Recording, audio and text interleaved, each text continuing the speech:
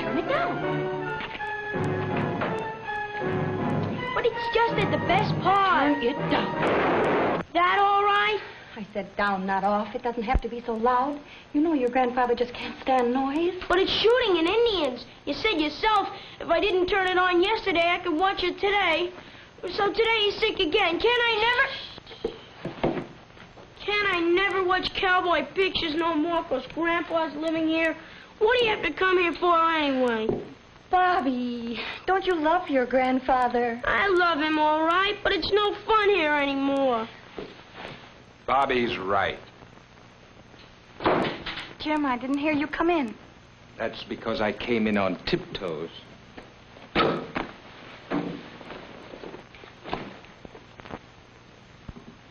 whole house is on tiptoes.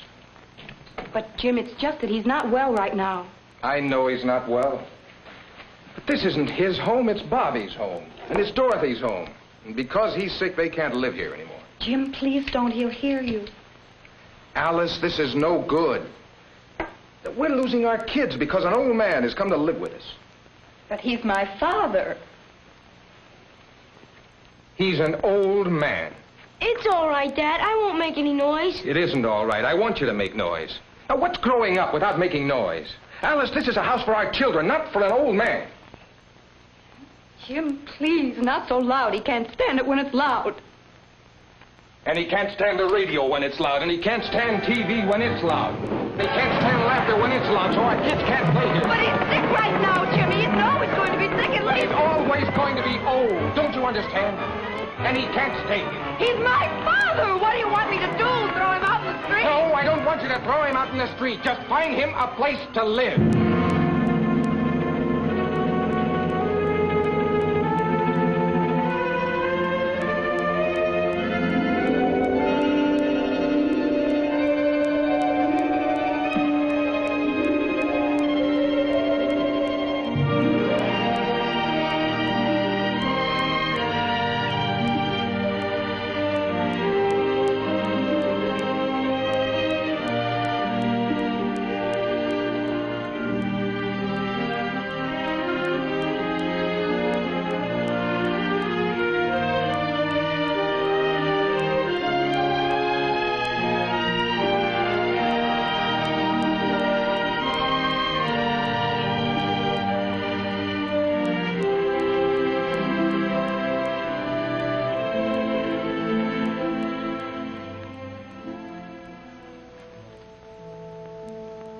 Old age is memories enclosed in four walls, where today has little nourishment and meager appetite.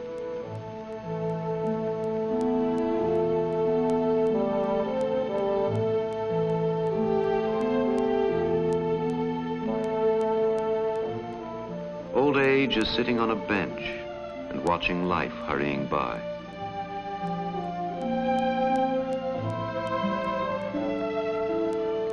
Old age is a lonely meal behind a plate glass window.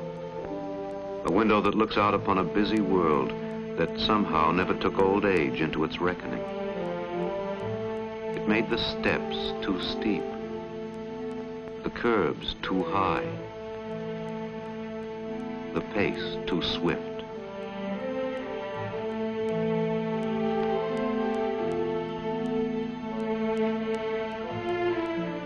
And it separates usefulness from old age by the hard, sharp line of a single day.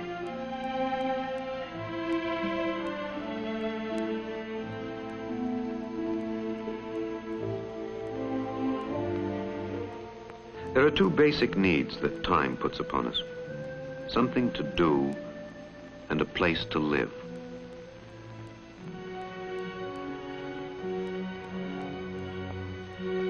Some are lucky. Through the continuing of their life's work, they cross the line into old age with scarcely an interruption. For them, the thread of life continues unbroken to its end. But they are the few and the fortunate. Most, by far, pass over the threshold into old age, into a new world of which they are only dimly aware. Uncertain and unprepared, they're confronted as though for the first time by life's demands. What will you do here? where will you live? How will you spend your days? Imperative questions demanding answers. And the answers are hard to come by. But there may be within the community those with training and experience who can point the way. So we thought we'd ask you.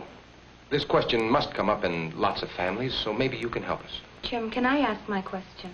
Sure, darling, go ahead. Is my husband right when he says that having my father live with us is unfair to our children and to him? You're asking me to be the judge in this case? You might call it that. We talked it over and agreed that if you seem To know my business? Yes, I guess you might call it that. Then we'd let you decide. Well, I'm glad you feel that way, but remember, I'm not here as a judge. I can tell you what our experience has been, what some of the solutions are, but then you'll have to make up your own mind. All right. But there's something I must know. What's best for my children and my husband? And what's best for my father? No, Jim. What's best for my father? A question repeated 1,000 times over in many rooms like this by many people. Sons and daughters who would be good children and would be good parents, and who can find no single path to travel where they can be both.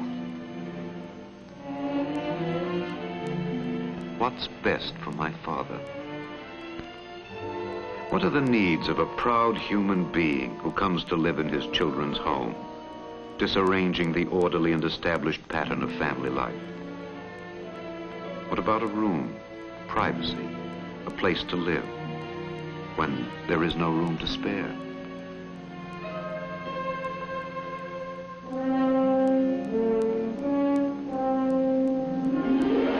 What about food, the preparation required by a special diet, when appetites wait on the needs of the aged? What about special care, with nursing which you can't afford to pay for, and time you can't afford to give, except at the expense of home and family?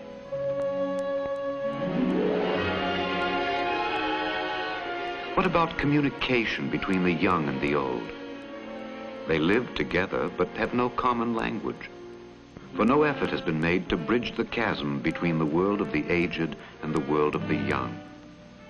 Rather is this distance widened when there is no work, no responsibilities, no reason for life, for a human being whose years had been filled with work and responsibility and purpose. What can be done for this man? Where can he find the answer to his needs? I wish there was some simple answer I could give you.